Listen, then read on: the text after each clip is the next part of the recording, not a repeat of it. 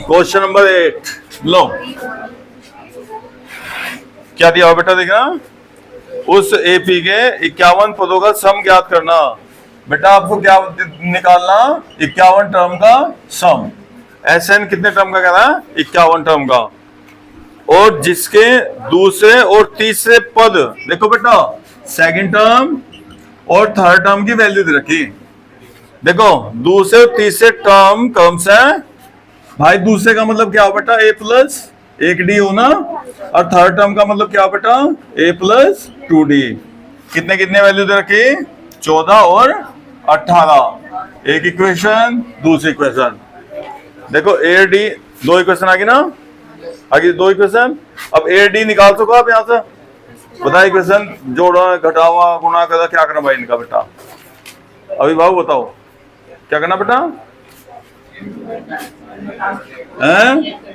Subtract करना, घटाने पर लिखकर प्लस का माइनस का, ये माइनस के 2d और एक डी बेटा माइनस डी, 18 में से घटा दे और फिर d इक्वल टू माइनस और माइनस की मल्टीप्लाई होगा, कितना होगा बेटा, ये d की वैल्यू यहां रख दो बेटा। इक्वेशन 1 ए प्लस ए की वैल्यू आ गई बेटा, फर्स्ट टर्म निकल के आ गया 10। देखो फर्स्ट टर्म कॉमन डिफरेंस निकल गया।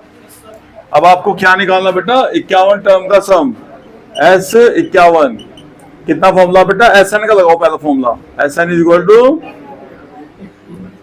2a प्लस, सही है भाई, बढ़िया। अब इसमें बेटा वैल्यू रखो इसकी,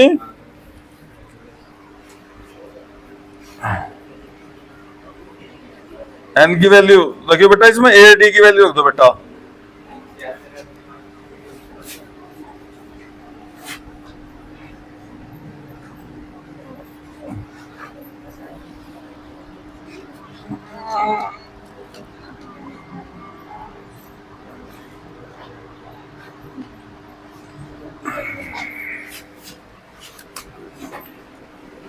देखो बेटा कितने टर्म का सम निकालना, 51 ना, तो 51 टू फर्स्ट टर्म कितना है बेटा 10, ब्रैकेट लगाते रहिए ऐसा, 51 और डी कितना बेटा 4। अब 51/2 है तो ऐसे ही ये कितना हो जाएगा भाई 20, और ये 50 की 4 में गुणा करो बेटा 200, कितना हो जाएगा, और ये हो गया आपका बेटा 200 में 20 जोड़ना और 2 से डिवाइड कर दो और 5 इसकी मल्टीप्लाई कर लो, 51 की तो 110 की, आंसर आ गया। 51 टर्म का सम क्या रहा भाई, ठीक है बेटा।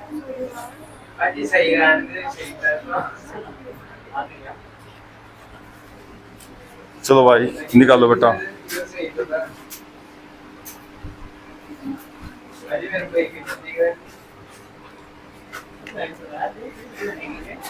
अब आप एक क्वेश्चन बेटा देखो 10वां ना, 10वां ये बहुत बड़ा क्वेश्चन है इसके, 10वां 11वां देखो 10वें में क्या गिवन बेटा ए एन 9 माइनस 5n।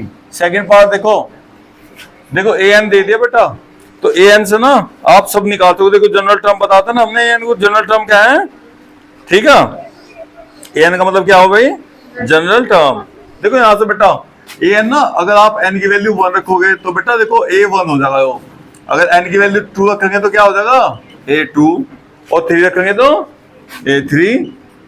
देखियो तो इससे तो first term second term third term सारे आ जाएंगे, इसलिए ए एन को जनरल टर्म के उससे जाना जा भाई, है ना, ए एन को क्या क्या बेटा जनरल टर्म।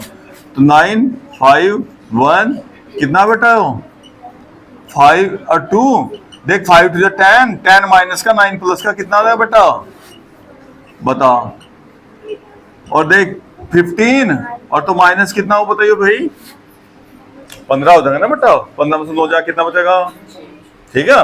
आप ना एक तो फर्स्ट टर्म पता लग गया आपको, फर्स्ट टर्म तो हो गया भैया 4, और कॉमन डिफरेंस निकालने के लिए क्या करेंगे, सेकंड टर्म में से फर्स्ट टर्म, सेकंड टर्म बताओ कितना, और बेटा फर्स्ट टर्म कितना, और दोनों माइनस के तो जुड़ गए ना, कितना का कॉमन डिफरेंस -5। क्या निकालना 15 टर्म का सम पूछ रहा बेटा।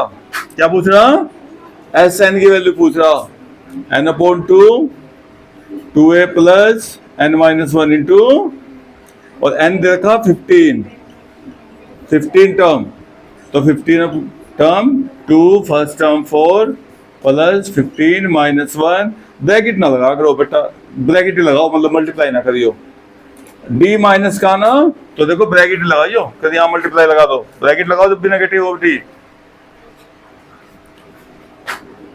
अब 15/2 बेटा इसकी मल्टीप्लाई करियो, और ये माइनस तो देख, अब 15 में से 1 घटाओ 14, 14 की 5 में गुणा बट्टा, अब प्लस माइनस, और 14 पंजे कितना हो भाई